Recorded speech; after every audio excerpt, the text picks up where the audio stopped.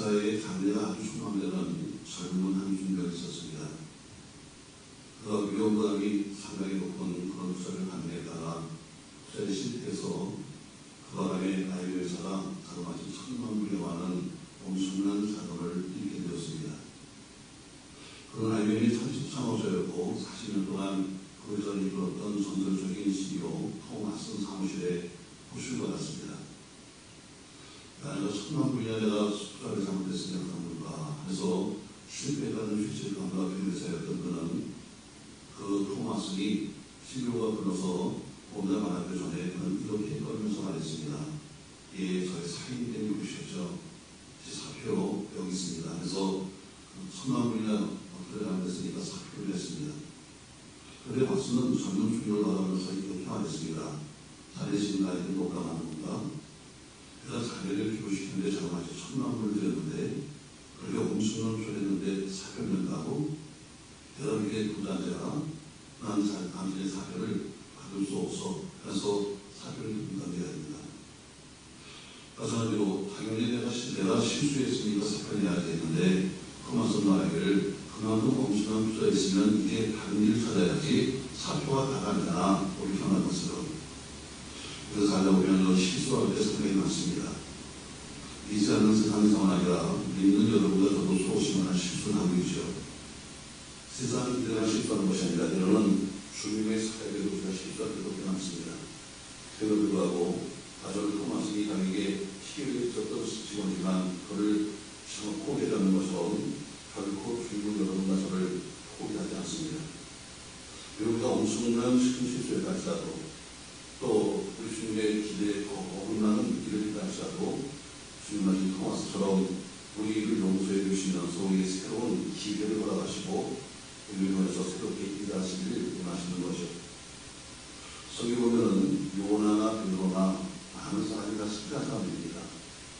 베드로가 손들어서 니느웨로 가라 하는 하나님의 명령을 받고 나서는 그런 좋은 관리 갈수록 가는 자리를 하게 됩니다. 그런 사람이 부산 하나님께서 그를 용서하시면서 큰 물고기에 동원시켜서 요나에게 새로운 사역의 길을 열어주셨습니다. 베드로도 그렇게 훌륭한 공동의 사도로 말하지만 그러나 주님을 3번씩 분양을 만드지 않습니까, 여러분? 주님 마음을 얼마나 아프겠을까?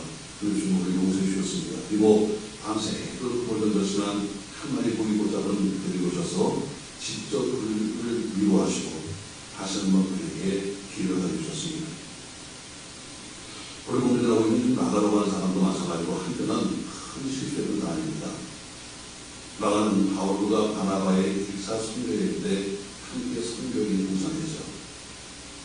그러나 나가는 성당은 부자지만 부자였는데 그래서 그런지 그는 선교행을 하다가 중간에 무단으로 예루살렘으로 돌아가고 말았습니다. 선교대가 구성이 돼서 모두가 함께 같은 마음으로 전했는데 어떤 이유인지 정확하지 않지만 그러나 그 선교대를 기다려서 혼자서 예루살렘으로 돌아오는 거예요. 이것 때문에 나가로 인해서 전도대가 흔들리기 시작했습니다. 우리 바울과 바나바가 2차 선교행을 할 때도 바나바가 조카인 나가를 들고 것이다 했는데 바울이 심하게 반대해서 바울과 바나바가 세례하는 정도로 나가는 바울에게 신뢰를 입었던 사람이었습니다. 어쩌면 나가는 인간적인 배신자요 사역자로 보내는 실패한 사역자의 것이 없습니다. 그 나중에는 나가는 큰 변화가 왔습니다. 바울이 감옥에서 썼던 골로새 4장 10절에 보면은 이렇게 말하고 있습니다. 나와 함께 갇힌 아리스도바와 바나바의 스승들 나가가 유소가 하는 유소로에게 원하는 데서 이 감옥 속에 나가도 지금 나와 함께 있다. 오늘 이렇게 수 있습니다. 또 빌레몬서에는 빌레몬서 1장 2절 말씀에 나의 동력자 나가라 이렇게 부르고 있습니다. 또 사도바울이 감옥에서 가장 마지막 썼던 디모데에 있는 향기 디모데 후서에는 이렇게 말합니다. 네가 올 때 나가를 데리고 와라. 그가 나에게 유익하다 하면서 나가를 유익한 자라고 부르고 있습니다. 이런 말씀을 쏠 때 나가는 분명히 변했다. 한편은 사역도 포기해버리고 그리고 돌아갔던 그 아이들은 이렇게 바울에게 변한 자의 모습으로 보인다는 것입니다. 나가는 선교를 순간에 포기할 정도로 문제가 있었습니다. 그 문제는 여러 가지 있습니다만 어쨌든 공동체를 비판하는 문제가 있었죠. 나중에는 변화되어서 많은 사역을 감당한 것이죠. 나가는 바울이 로마에 감옥에 있을 때 마지막 인생을 지킬 때 그의 서신에 기다렸습니다. 감옥 밖에 있는 교회와 또 바울 사이에 연락을 취하게 하는 사람도 나가였습니다. 서로 치료를 나눌 순간에도 그가 필요할 만큼 나가는 훌륭한 힘으로 나되었습니다. 그러고 영광스럽게도 나가복이라는 엄청난 그 세로서는 은혜를 받았습니다. 우리 나가복을 믿으면서 큰 일을 받습니다. 왜냐하면 우리도 나가처럼 자전거 회복의 주님을 경험할 수 있기 때문입니다. 한때 스트레스나 하셨던 주님처럼 오늘 나가를 보면서 우리가 우리 주님은 나에게 회복시킬 수 있다는 것을 알 수 있는 것이요. 실수도 많이 했고 실패도 많이 하게 살 수밖에 없는 그가 복음을 기록하는 위대함을 갖춘 것처럼 지금까지도 그러고 있으면 여러분과 저도 나가서 하나님께 쓰임받은 사람이 쓰임받는 삶이 있다는 것을 우리가 볼 수 있는 것이죠. 대신다요 실패했던 나가가 되는 것처럼 여러분의 그 새로운 교회의 영적 부흥, 영적 가정의 부흥이 주시려고 축복합니다. 더다가 우리 가정과 우리 교회에도 새 부흥의 역사가 될 수 있는 거 소망합니다. 오늘 복음을 주시고 해서 이런 제목으로 말씀을 합니다. 길 닦는 사람이 필요합니다. 길 닦는 사람이 필요합니다. 길 닦는 사람. 우리가 인생을 보면 우리는 주로 많은 사람들이 검수에다가 우리 인생을 비유합니다. 그것은 여러분과 저는 모든 인생이라 하면 한 건축물을 짓고 있는 건축가죠. 그런데 우리는 몇 가지 종류가 있습니다. 처음에 보면은 자신만의 집을 짓는 사람이 있습니다. 자신만의 집을 짓는 사람은 주로 소극적이죠. 가독적이면 새로운 도전을 피하고 현실에 안주하려고 하는 특징이 있습니다. 새로운 일을 벌기보다는 그냥 자신의 삶의 카드만, 자기의 삶의 카드만을 위해서 발걸음치는 사람이 자신만의 집을 짓는 사람입니다. 그런 건축가가 있습니다. 오로지 자신만을 위해서는 삽니다. 또 시를 보면 이번엔 자신만의 성을 쌓는 사람들이 있습니다. 성을 쌓는 사람은 집을 짓는 사람은 비슷하지만 그러나 좀 더 범위가 넓어서 자기 집만 아니라 자기의 성, 좀 더 넓은 성을 쌓는 거죠. 성을 쌓는 사람은 자기라고는 못하기만 하지만 아직도 자기 가족이나 자기 친척이나 자기 속해 있는 자기 공동체밖에는 모르는 겁니다. 다른 사람이 다른 가족은 전혀 섞이는 것을 좋아하지 않고 그냥 특정한 사람과 가까이 지내지 않으면서 오로지 자기 가족들 중심으로 살아가는 자기 주변 사람들과 못하게 하는 성 쌓는 사람이 있습니다. 또 중에 보면은 자기의 탑을 쌓는 사람도 있어요. 같이 가백골 쌓는 사람처럼 세상 가운데서 자기의 이름이나 자기의 영광을 위해서가 아니라 하나님이 아니라 오로지 자기만의 이런 자기만의 영광, 자기만의 실속을 가지는 사람이 탑을 쌓는 사람입니다.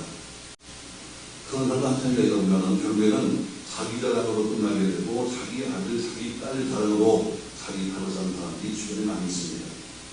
또 보면 이번 다리를 보는 사람도 있습니다.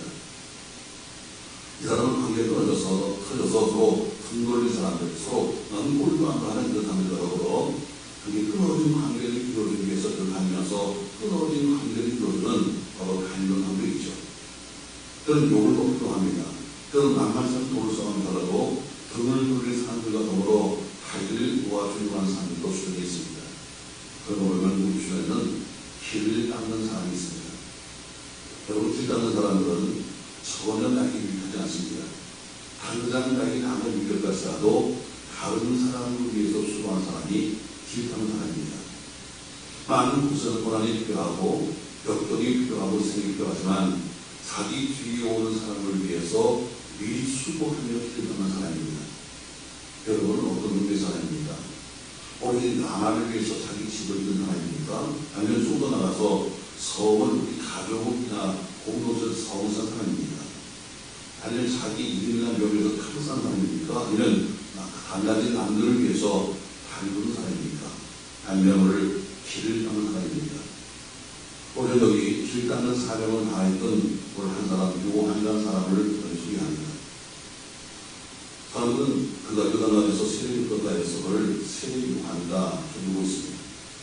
그런 언명에 관한다면 마다기 선자에 의해 400년 만에 다시 태어난 하나님의 선자였습니다. 그는 메시아가 이 땅에 오시기 전에 선자로서 하나님의 말씀을 선포했습니다. 그러나 거주자로서는 말씀도 중요하지만 거주자로서는 그가 주님이 오실 길을 준비했다고 하는 것입니다. 그럼 3절 말씀 보시죠. 3절. 광야에 계시는 자의 소리가 있으는데 너희는 주의 길을 준비하라. 그의 오실 길을 곱게 하라. 이것은 이사야 선지자의 예언이었습니다. 이사야 선지자가 주님 오시기 10여 년 전에 메시아가 오시는 길에서 한 사람이 그의 앞길을 준비해야 될 것이다. 그래서 그는 미리 길을 닦는 사람이라고 예언하셨습니다.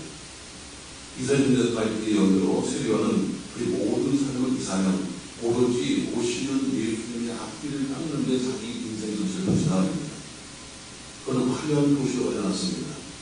광야에 서서 계시기를 회개하여 주의 사함 받으러 오셨습니다. 그러자 오늘 보면처럼 수많은 사람이 나와서 요한의 앞에 나와서 회개하고 너는 세례를 받습니다. 그리고 회개하고 세례받은 사람들이 요한이 좋게 훌륭한 사람인 거 보니까 오랫동안 메시아가 아닐까 하는 생각을 하게 됩니다. 그래서 그들 마음속에는 저게 회개의 말씀만 습할 것이 아니라 그가 로마의 억압으로부터 우리를 구원해줄 것을 준비되었습니다. 그러나 요한은 분명히 말합니다. 나는 메시아가 아니다. 하고 분명히 말합니다. 7절 말씀 보시죠.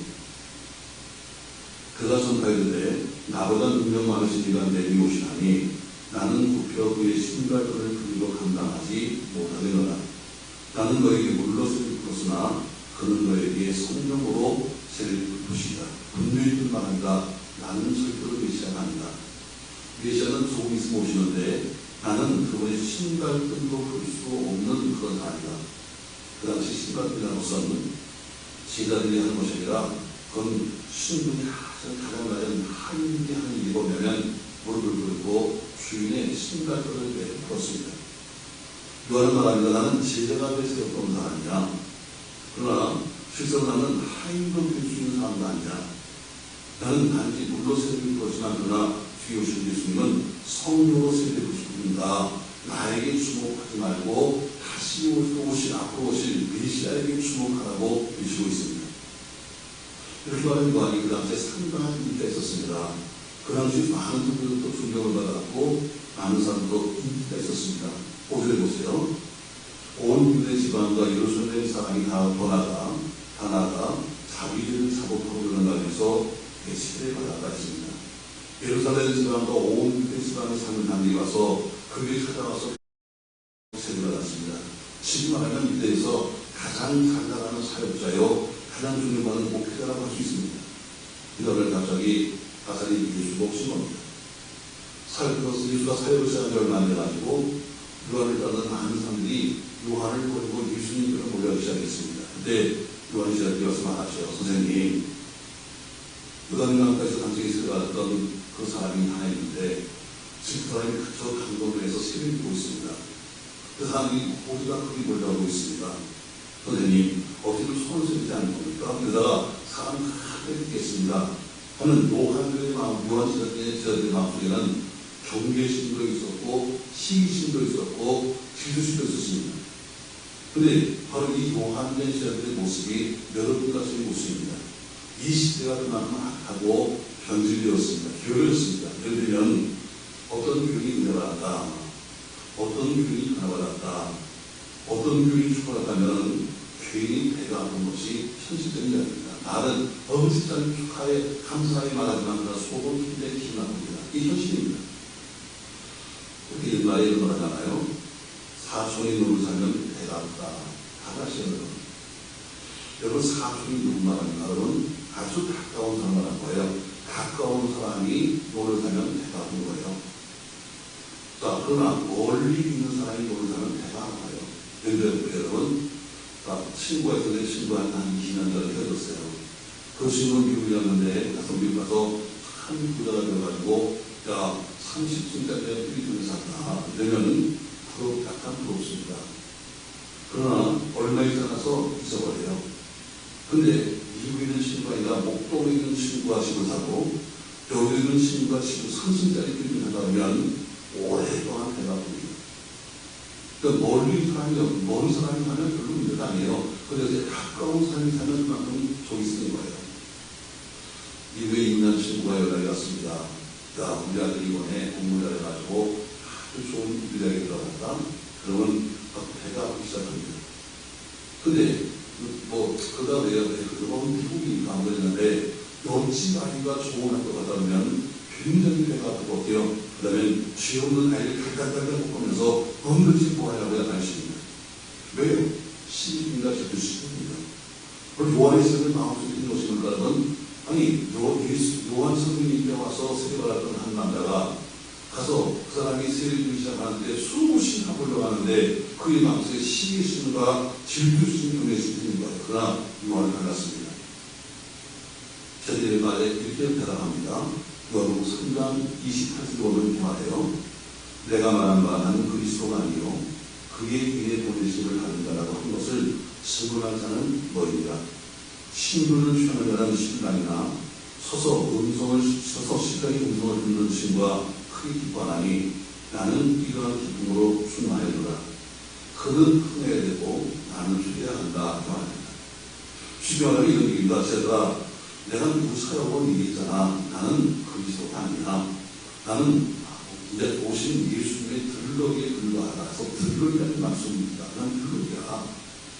그 들러리가 뭔지 아시잖아요. 결국시장 가서 신랑이나 신부를 십자가로 인도해주고 그래서 거부하는 사람은 들러리가 합니다. 근데 사람들은 들러리가 단어를 별로 그냥 안 좋아합니다. 아니 내가 들러리서로 왔어. 내가 당신 들러리야. 하면서 나를 들러리하면 굉장히 기분이 안 좋아요. 왜냐면 여러분 어렸을 때부터 우리 뭔가 잘못이 없기 때문이요. 너는 어쨌든 항상 1등해야 돼. 넌 최고해야 돼. 항상 이런 것이 아이들 머릿속에 있으니까 들러리, 절대로 하는 남의 들러리는 아니에요. 그러니까 여러분 엄마들이 자기 아이들이 학교에서 학교를 한다. 그런데 주인공이 되지 아니고 조연이나 했으면 아이들이 하지 마라. 그럽니다. 기도할 때도 여러분 하나님 우리 아들과 딸이 머리가 될지언정 꾸려들지 말게 하시고 위에 있으시는 걸 가리지 말게 하십시오. 기도합니다. 아이들이 가르친다. 사진을 찍어도 절대로 뒤에 두지 마라. 항상 중앙에서 해야 한다. 하면서 아이들이 말합니다. 항상 이렇게 살다 보니까 엑스트라나 들러리 하는 것을 늘 어릴 때부터 좋아하지 않는 거예요. 근데 우리 요한은 달랐습니다. 요한은 뭐라고요? 나는 들러리다. 그런데 들러리에서는 기쁨이 조금 나간다 해서 오늘 많은 사람에게 중동받았던 그가 말하기를 나는 예수님의 들러리다. 나는 주인공이 아니야. 나는 근데 들러리로서의 기쁨이 충만하다고 말씀하는 거죠. 여러 세계 요한의 위대함입니다. 그는 자기의 위치를 정확한 사람입니다. 이게 참 축복이에요.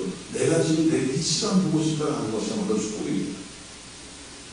이렇게 해서 일어난 소환한에게 세례를 주었습니다. 400년 만에 등장한 선조였습니다. 소환한 대성들에게 중동을 받았고 상을 받았습니다. 그러나 스스로 말하기를 나는 그리스도가 아니야. 나는 수리해야 되고 그는 흥해야 돼. 예수님이 흥할 때 나는 오히려 나는 기뻐. 그래서 오늘 그를 고백하는 겁니다. 예수님은 이런 요한을 뭐라고 평가하셨는가 하면 요한복음 7장 28절에서 여자가 낳은 자중에 요한처럼 큰 자가 없다 하고 예수님이 평가하셨습니다. 요한 이전은 물론 요한과 요한 이후에 태어나는 그 누구도 요한보다 큰 자가 없다. 왜 주님은 자기를 드러내지 아니하고 주님을 높이는 그 요한을 스스로 보여주시면서 요한처럼 이런 사람이 없다고 말한 겁니다. 그래서 여러분 우리가 나를 나타내지 아니하고 주님을 드러내는 삶을 살 때 주님은 여러분과 저를 높이는 줄로 믿습니다. 주인공이신 주님을 위해서 우리가 기꺼이 들러리 역할을 감당할 때 주님은 들러리 여러분과 저를 높여주는 것입니다. 요한처럼 우리가 길 가는 사람이 아니라 길을 깎아주는 예수님의 길을 깎아주는 사람이 될 때 주님은 분명히 우리 삶을 존재하는 줄로 믿습니다. 그래서 이 시대는 길을 깎는 사람이 필요한 겁니다. 길 깎는 사람. 여러분 미국 보시죠. 여러분 미국이 잘 사니 못 사니 여러 가지 얘기가 나와도 어쨌든 미국 같은 나라가 현재 있습니다. 여러분. 근데 미국의 힘이 뭐냐면 미국의 힘은 바로 잘 깎여있는 하이웨이 고속도로에서부터 그 미국의 힘이 나온다고 말합니다. 오래전에 미국의 수산들이 오직 고난과 역경 속에서 여기저기 많은 고속도로를 만들었습니다. 당시 그들이 편한 삶을 살기 위해서 내가 이 고속도로를 가겠다는 것이 아니었습니다. 그들이 편한 삶을 살기 위해서는 아예 남들이 말해야 돼요. 편히 살아야죠. 그런데 불구하고 그런 편한 삶을 살기 위해서 아니라 후손들을 위해서 하늘이 100년 이상 쓸 수 있는 큰 돌을 만들기 시작했습니다. 그 결과 일비 후손들이 선조들이 만드는 그 구속돌을 통해서 그 열매를 따먹고 있는 겁니다. 후손들이 전부 뚫려있는 구속돌의 형태를 누리고 있는 거예요. 중산들이 미국 사람을 부러워한 것이 있는데 여러 가지 있습니다. 그게 가장 큰 것 중에 하나가 뭐냐면 미국의 항해입니다. 구속도로.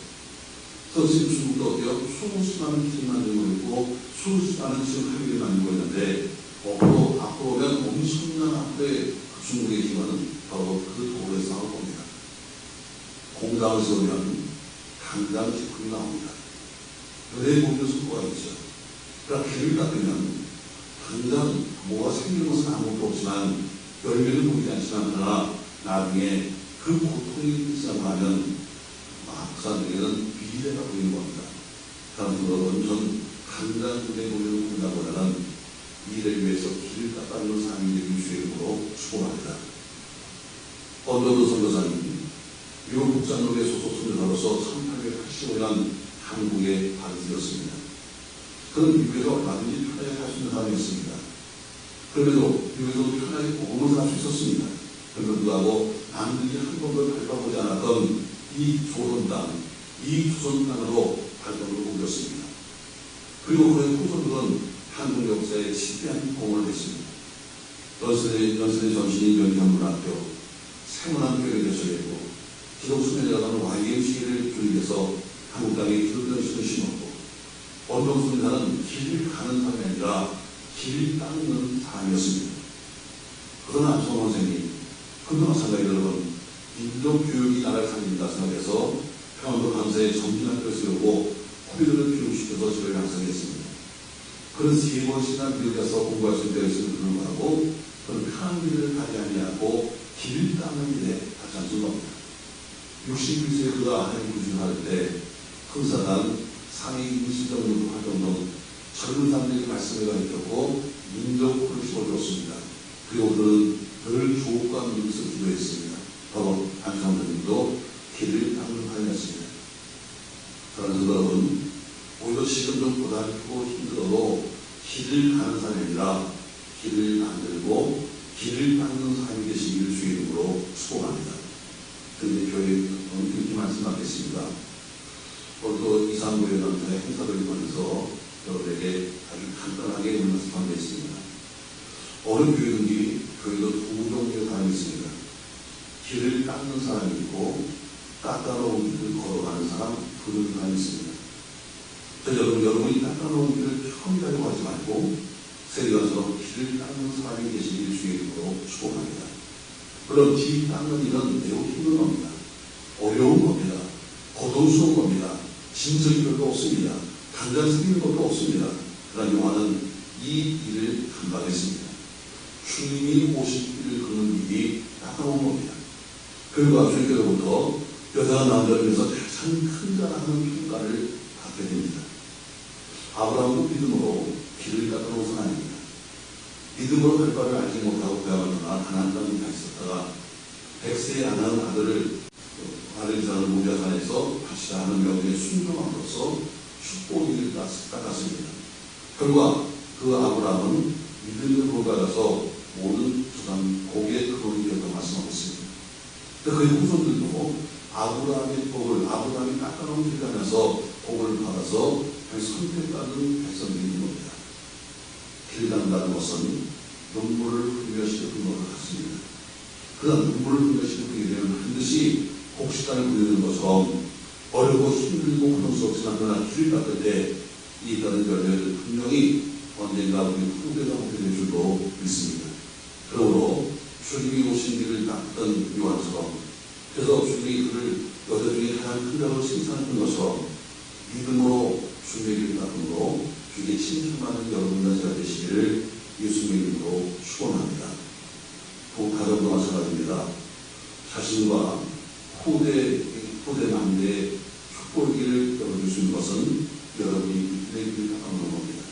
당장 지금 나에게 뭐가 생기는 것이 없고 당장 나에게는 괴로움고 힘들고 어디까지 하더구나 내가 믿음의 길을 닦아놓으면 내가 닦아놓은 그 길도 내 사랑하는 내 자녀들이 내 후손들이 그 길을 가면서 그런 격한 길에서 아름다운 열매를 드릴 줄로 믿습니다.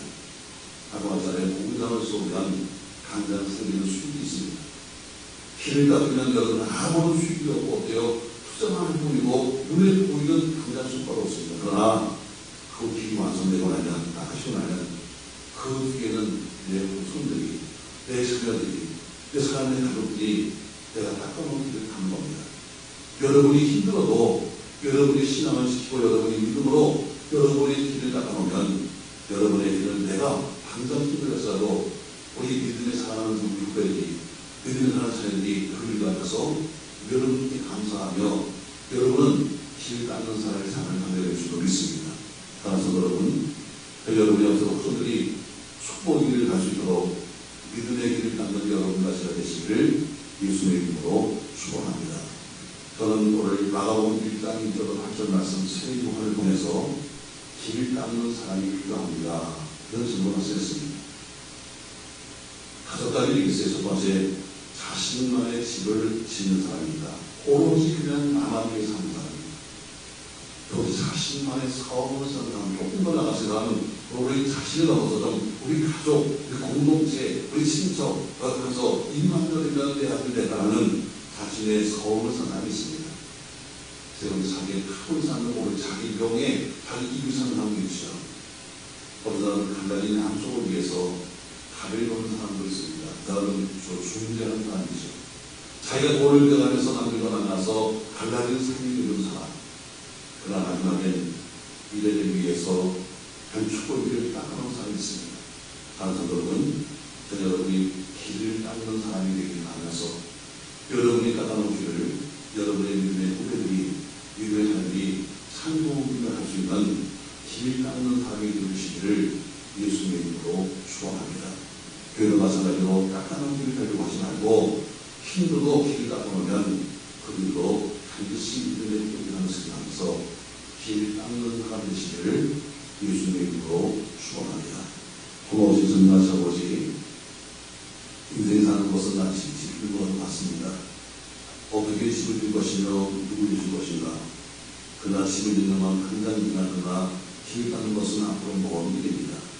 그런 먼 길이지만 그러나 세리만이 예수님의 오시는 길을 닦아놓는 것처럼 우리가 내가 힘들고 내가 어렵고 내가 무서워도 내 사랑하는 가족과 자녀를 위해서 길들어 보면 그 길로 사는 사람들이 상소문 부리며 하며 거기서 쉴 수 있습니다. 아무쪼록 당장 눈에 보이는 길 위해서 내 집을 짓지 말게 하시고 당장 눈에 보이는 것을 먹겠다고 가서 내 성을 쌓지 말게 하시고 먹을 입어놓으면서 홀로 땀을 흘려 한 걸음 한 걸음 주와 주님 앞으로 가는 길을 닦아놓을 수 있도록 축복하여 주시옵소서. 예수님의 이름으로 기도합니다.